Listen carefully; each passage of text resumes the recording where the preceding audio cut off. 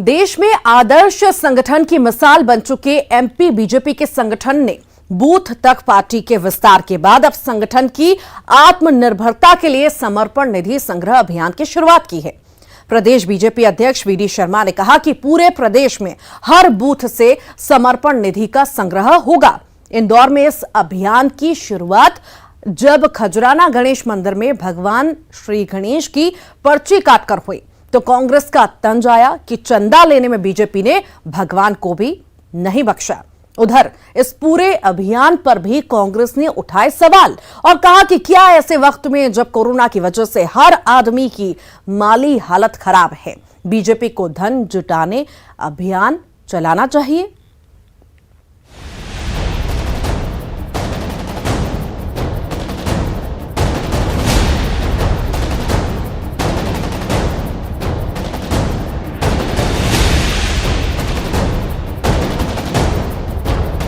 BJP के समर्पण निधि संग्रह का अभियान और इंदौर में पहली पर्ची खजराना गणेश के नाम की काटी गई।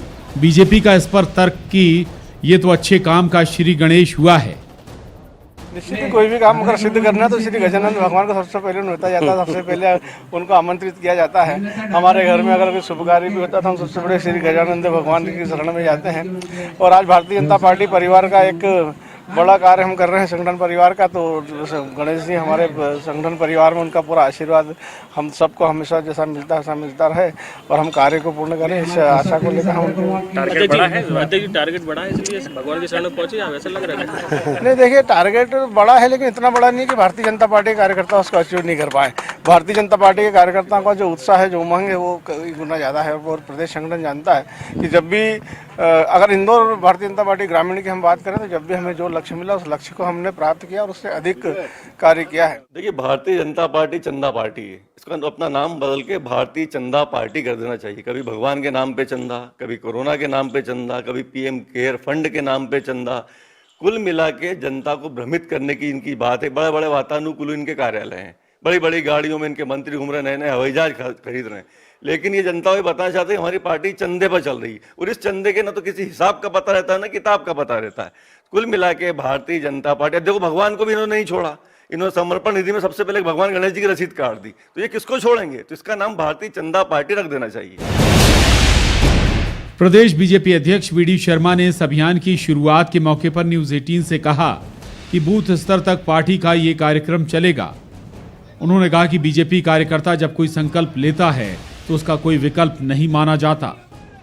आप देख रहे हैं मेरी बहन ने अभी 100 रुपए, 1000 रुपए, 500 रुपए के कूपन से समर्पण करने का काम आज हमारे प्रत्येक बूथ पर यानी 65,000 बूथों पर कार्यकर्ता जो डिजिटल और हमारे बूथ जो बने हैं उन बूथों पर कार्यकर्ता अभियान चला रहा है। तो छोटे से लेकर के बड़े स्तर तक हम समाज का सहयोग भी लेंगे। इसमें जो समाज के हमारे सहयोगी हैं, जो भारतीय जनता पार्टी के प्रति जिनकी प्रतिबद्धता है, हमारा समर्थन करते हैं, हम ऐसे लोगों के पास भी जाएंगे। और कांग्रेस ये अभियान भारतीय जनता पार्टी के प्रति कार्यकर्ताओं का समर्पण, अपना संगठन अपने काम के बल पर, अपने कार्यकर्ताओं के बल पर चला है, जो ठाकरे जी ने कहा। और आज दीनदयाल जी की पुण्यतिथि है, जो दिन के विचार से दुनिया का सबसे बड़ा राजनीतिक दल बना है, तो इसलिए आज हमने इसकी शुरुआत की। हालांकि कांग्रेस ने समर्पण निधि संग्रह के इस पूरे अभियान पर सवाल उठाए हैं और कहा है कि एक ऐसे समय में जब कोरोना से लोगों की माली हालत खराब है, बीजेपी चंदा उगाही में जुटी है।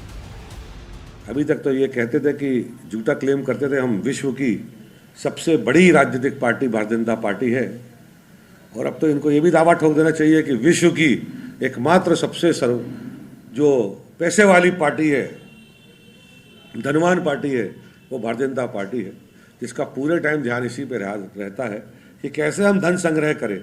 कोविड के इस काल में जब लोग अपने बच्चों की फीस नहीं भर पा रहे हैं, अपने घरों के बिजली के बिल भरने के लिए तड़प रहे हैं लोग, सरकार ने इतने बड़े बड़े बिजली के बिल निकाले हुए हैं, जो रोजगार में थे वो बेरोजगार हो गए, नौजवान बेरोजगारों की हालत तो आप छोड़ दीजिए।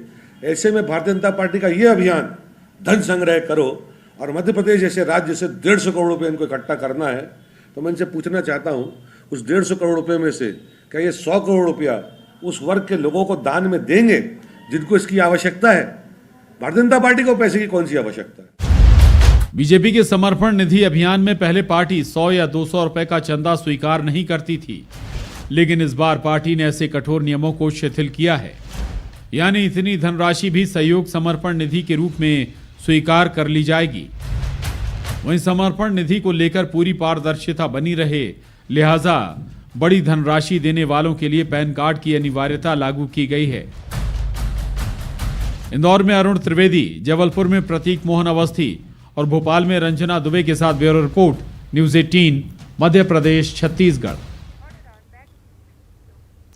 वैसे चुनावी राजनीति में जनता ही भगवान होती है, लेकिन 2023 के विधानसभा चुनाव के पहले कांग्रेस के विधायकों की बूथ वार भक्ति बता रही है कि अब तो पार्टी के विधायक भी ये मानने लगे हैं कि भोलेनाथ ही बेड़ा पार कराएंगे। जिस वक्त कांग्रेस पूरे प्रदेश में घर घर चलो अभियान चला रही है, तब इंदौर के एक कांग्रेस विधायक ने अपनी विधानसभा के हर बूथ पर पार्थिव शिवलिंग बनाने का संकल्प लिया है, जहां हर दिन रुद्राभिषेक भी होगा।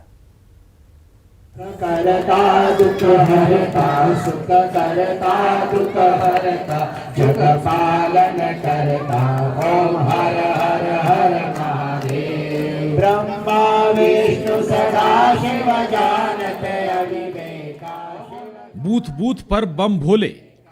नेताओं और राजनीतिक दलों के भव्य सियासी जलसे तो आपने देखे होंगे, लेकिन एक पंथ दो काज के अंदाज में धर्म के सहारे सियासी हित साध लेने की ये तस्वीर एकदम जुदा। कांग्रेस के विधायक संजय शुक्ला का अपनी विधानसभा के लोगों से मजबूत कनेक्शन बनाने आस्था की डोर पकड़ी है। हर बूथ पर 150 महिलाओं का समूह हर दिन भगवान शिव के पार्थिव शिवलिंग का निर्माण कराया जा रहा है। हर दिन पूरे विधि विधान से इनका रुद्राभिषेक भी होता है। क्यों ना हमारे विधानसभा में 300-400 बूथ हैं, उन 400 बूथ में 400 ही दिन लगातार कहीं ना कहीं अभिषेक चलना चाहिए, जिससे धर्म की गंगा पूरे विधानसभा में कहीं ना कहीं चलती रहे।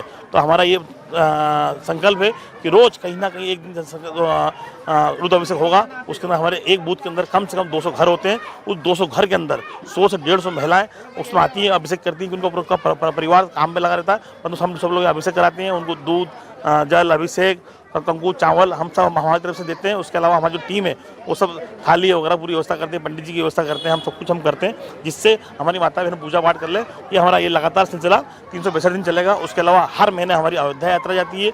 उसके अलावा यात्रा के अलावा अभी हम अमृतसर भी जा रहे हैं, उसके बाद जैन समाज की यात्रा में भी जाएंगे, अजमेर भी जाएंगे। हम चाहते हैं हमारी विधानसभा हिंदू, मुस्लिम, सिख भाई सब धर्म की में अपना आगे बढ़ाए और सभी की मनोकामना पूर्ण। हम चाहते हैं कि दिखावा नहीं करना, हम काम करना है और लोगों की सबकी मनोकामना पूर्ण। इसके लिए हमारा ये काम लगातार हमारा चलता रहे। इन धार्मिक आयोजनों का हिस्सा बन रही महिलाओं के लिए विधायक जी की ये आस्था आम के आम और गुठलियों के भी दाम जैसा मौका दे रही है। बहुत ही अच्छा हुआ, मन को छू लेने वाला हुआ। हाँ, इससे हम बहुत अच्छा महसूस कर रहे हैं कि एक बहुत अच्छी योजना बनाई है, इससे सभी को फायदा होगा। ना समझ है जिनको भी कुछ भी है तो वो सीधे भगवान से कांटेक्ट करेंगे और फिर ये भैया साथ में उस योजना को लागू करेंगे। उधर बीजेपी ने चुटकी ली है कि चलिए बीजेपी के नक्शे कदम पर ही सही शिव की शरण में तो आए। कांग्रेस के बाकी नेताओं को भी धर्म प्रेमी विधायक के नक्शे कदम पर चलना चाहिए। बहुत अच्छी बात है। मुझे लग रहा है कि सार्वजनिक जीवन में जो जनप्रतिनिधि काम करते हैं उनका धर्म के प्रति स्वाभाविक अनुराग होना चाहिए, और मुझे लग रहा है कि कांग्रेस पार्टी के बाकी नेताओं को भी संजय शुक्ला का अनुसरण करना चाहिए। कम से कम इस रामद्रोही दल के नेताओं को भारतीय जनता पार्टी के प्रभाव के कारण अब भगवान शिव की शरण में तो जाना पड़ रहा है, नहीं तो ये तो उसी राजनीतिक पार्टी के लोग हैं जिन्होंने राम सेतु को तोड़ने की वकालत करी थी। ये उसी पार्टी के कार्यकर्ता है जिन्होंने कहा था कि राम कभी पैदा नहीं हुई। ये उसी पार्टी के कार्यकर्ता है जिन्होंने हलफनामा दायर करके सुप्रीम कोर्ट में कहा था कि डे टू डे की सुनवाई पर रोक लगाई जाना चाहिए, इसके कारण जो है वो चुनाव प्रभावित होता है। ये उसी राजनीतिक दल के प्रतिनिधि है जिन्होंने भगवा आतंकवाद और हिंदू आतंकवाद के शब्द गढ़े हैं। अब आज अगर भारतीय जनता पार्टी के हिंदुत्व के चलते ये सॉफ्ट हिंदुत्व की तरफ मुड़े हैं तो इनका अभिनंदन है। कांग्रेस विधायक संजय शुक्ला ने इसके पहले अपनी विधानसभा के लोगों को राम जन्मभूमि के दर्शन के लिए अयोध्या की यात्रा करवाई थी। अब हर दिन एक बूथ पर शिव शंकर का रुद्राभिषेक। कांग्रेस विधायक की विधानसभा में कुल 400 बूथ हैं। यानी तय मानिए कि इस धार्मिक अनुष्ठान के पूरा होते ही 2023 का विधानसभा चुनाव आ जाएगा। फिर क्यों ना उठे ये सवाल कि ये आस्था भी सियासी अनुष्ठान के लिए नहीं है क्या? इंदौर में अरुण कुमार त्रिवेदी के साथ bureau report, news 18, Madhya Pradesh, Chhattisgarh.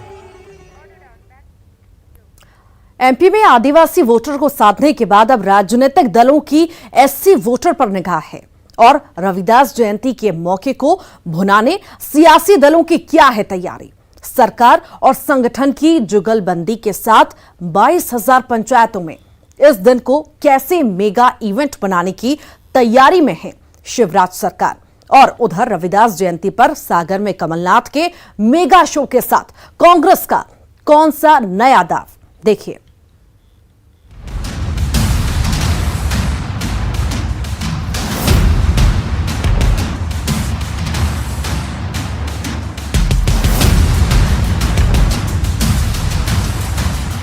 चुनावी साल के ठीक पहले किसी खास वर्ग से जुड़े संतों की जयंती भी सियासी दलों के लिए मौका होती है, तो मौका सामने है। 16 फरवरी को रविदास जयंती पर इस बार एमपी में दोनों सियासी दलों की मेगा इवेंट की है तैयारी। बीजेपी संगठन तो जिला और ब्लॉक स्तर तक इस दिन कार्यक्रम आयोजित करेगी ही। शिवराज सरकार भी प्रदेश की 22,000 से ज्यादा पंचायतों में बड़े आयोजन की तैयारी में है। इन आयोजनों के जरिए सामाजिक समरसता का संदेश दिया जाएगा। हमारे जो संत थे रविदास जी, उनकी जयंती को बड़े पैमाने पर सरकार मध्य प्रदेश में मना रही है। मुख्यमंत्री जी ने उससे संबंधित कार्यक्रम भी घोषित किए हैं, पार्टी ने भी उससे संबंधित में कार्यक्रम घोषित किए हैं। और संत वो इतने बड़े थे, महात्मा काफी बड़े थे, और अपने यहाँ कहावत भी है, मां महात्मा और परमात्मा, इनकी पूजा सदैव होनी चाहिए। कांग्रेस ने इसी दिन सागर में कमलनाथ का मेगा शो करने की तैयारी कर ली है। इसके जरिए पूरे बुंदेलखंड के एमपी में एससी वर्ग को ये संदेश देगी कि पार्टी किस तरह इस वर्ग की खास हितैषी है। कांग्रेस संगठन की तरफ से पूरे प्रदेश में भी रविदास जयंती पर आयोजन होंगे। निश्चित तौर पर एक ऐसे महान संत थे कि जिन्होंने दलितों, गरीबों को ऊपर उठाने के काम किए थे। उन्हीं के पदचिन्हों पे कांग्रेस पार्टी भी चल रही है, और इसीलिए सागर में एक बड़ा सम्मेलन है जिसमें कमलनाथ जी जाने वाले हैं, और हम लोग भोपाल में कई जगह करेंगे। वानगंगा में हम रविदास जी का लिए एक स्थान वहाँ पे निर्मित कर रहे हैं। इसके पहले नया बसेरा में किया है, तो निश्चित तौर पर बहुत से कार्यक्रम होंगे और कांग्रेस पार्टी पूरी ताकत से करेगी। लंबे वक्त से बीजेपी और कांग्रेस महापुरुषों की जयंती और पुण्यतिथि के जरिए खास वर्ग और आबादी को साधने का मौका नहीं छोड़ती। आदिवासियों के बाद अब सियासी दलों के फोकस में एससी वर्ग है। एमपी में एससी एसटी वर्ग की 82 सीटें हैं, जिसमें से 35 सीटें एससी वर्ग के हिस्से में आती हैं। रविदास जयंती के बहाने क्या दांव इन्हीं 35 सीटों पर है?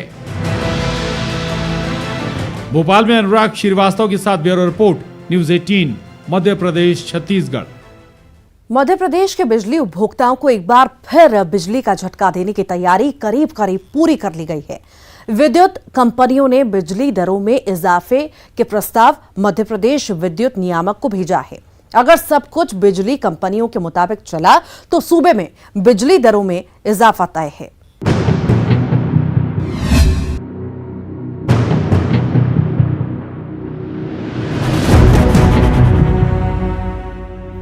मध्य प्रदेश की बिजली कंपनियों ने उपभोक्ताओं को तगड़ा झटका देने की तैयारी दोबारा कर ली है। बिजली कंपनियों ने विद्युत नियामक आयोग में बिजली दरों में इजाफे के लिए फिर से याचिका दायर कर दी है। बिजली कंपनियों की दलील है कि मौजूदा दर से बिजली बिल वसूला गया तो नए वित्तीय वर्ष में 3,916 करोड़ रुपए का घाटा उठाना पड़ेगा। लिहाजा बिजली दरों में इजाफे की मांग रखी गई है। बिजली कंपनियों ने घरेलू उपभोक्ताओं के लिए दरों में 9.97% इजाफे का प्रस्ताव रखा है, जबकि कृषि क्षेत्र के लिए 10.6% वृद्धि का प्रस्ताव है। जानकारों की माने तो घाटा दिखाना तो महज बहाना है। बिजली कंपनियों का असली मकसद बिजली बिल बढ़ाना है। 3916 करोड़ का घाटा बताते हुए एवरेज में 8.71% की वृद्धि चाही गई है। घरेलू उपभोक्ताओं हेतु 9.97% की वृद्धि चाही गई है। वहीं कृषि हेतु करीब 10.6% की वृद्धि चाही गई है। इस याचिका पर आम उपभोक्ताओं से दिनांक 4 मार्च 2022 तक आपत्ति बुलाई गई है, जिस पर 8, 9 और 10 मार्च को सुनवाई आयोजित की जा रही है। किंतु इस याचिका को संक्षिप्त में देखने पर ज्ञात होता है कि ये पूर्व में जो याचिका जिस कारण से रद्द की गई थी उसका पालन नहीं किया गया है तथा आयोग द्वारा इस याचिका की स्क्रूटनी नहीं की गई है। पुरानी याचिका को ही ज्यों का त्यों मात्र डेट चेंज करके दायर स्वीकार कर लिया गया है, जो कि आयोग की कार्यप्रणाली पर प्रश्नचिन्ह लगाता है। दरअसल बिजली कंपनियों ने बिजली दरों में इजाफे के लिए पहले भी याचिका दायर की थी, लेकिन नियामक आयोग ने उसे खारिज कर दिया था। जानकारों का कहना है कि वही याचिका फिर से दायर की गई है, लेकिन इसमें दलील दी गई है कि अगर दर नहीं बढ़ाई गई तो भारी घाटा होगा।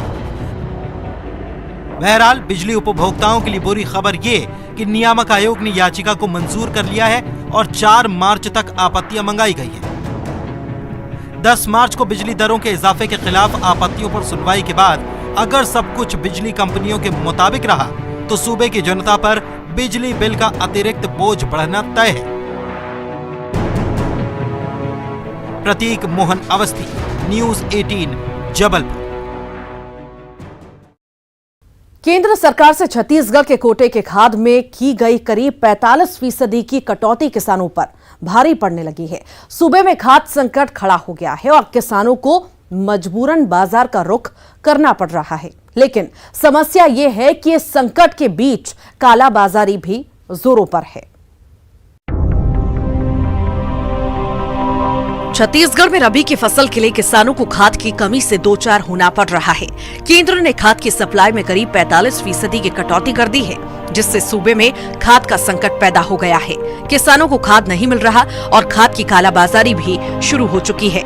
आलम यह है कि 266 रुपए में मिलने वाली यूरिया की बोरी अब 600 में मिल रही है। वहीं डीएपी भी काफी महंगा हो चुका है। धमतरी, राजनांदगांव और गरियाबंद जिले में कई जगह पर सोसाइटी में खाद का स्टॉक खत्म हो चुका है। उधर रासायनिक खाद के कोटे में केंद्र सरकार से की गई कटौती को लेकर कांग्रेस हमलावर है। कांग्रेस का कहना है कि केंद्र सरकार का रवैया किसान विरोधी है। कालाबाजारी की समस्या पर पार्टी का कहना है कि इसे लेकर कार्रवाई की जा रही है। देखिए, केंद्र की नरेंद्र मोदी जी की सरकार का जो रासायनिक खादों में कटौती किया गया है, जिसके चलते कुछ खाद की दिक्कतें हुई हैं। छत्तीसगढ़ में जितनी खाद मांगी गई थी रबी फसल के लिए उतनी खाद नहीं दी गई है और 40% और 60% का रेशो जो होता है, और जहां भी कालाबाजारी या जमाखोरी की शिकायत आ रही है, सरकार इस पर त्वरित कार्रवाई कर रही है। उधर खाद संकट को लेकर बीजेपी ने सरकार पर बड़ा आरोप लगाया। बीजेपी का दावा है कि सूबे में खाद की कमी नहीं है, खोट सरकार की नीयत में है। बीजेपी का कहना है कि कमीशन खोरी के लिए सहकारी समितियों का स्टॉक कम किया गया है और निजी व्यापारियों के गोदाम खाद से भर दिए गए हैं। देखिए, प्रदेश में खाद की कमी नहीं है, असल में सरकार की नीयत में जरूर कमी है। और केंद्र सरकार ने राज्य सरकार से जो पिछला ओपनिंग बैलेंस है उसका डाटा मांगा, वो नहीं दिया। और हमारे हिसाब से पिछले बार का जो ओपनिंग बैलेंस के हिसाब से राज्य सरकार का पर्याप्त स्टॉक है। रासायनिक खाद की कमी दूर करने के लिए गौठानों से वर्मी कंपोस्ट की सप्लाई एक कदम हो सकता है, लेकिन लगता नहीं कि इससे मौजूदा खाद संकट दूर होगा। जाहिर है मौजूदा हालात में सियासत के बजाय दोनों सरकारों को तालमेल से काम करना होगा ताकि अन्नदाता की मुश्किलें कम हो सके। देवव्रत भगत, न्यूज़ 18, रायपुर।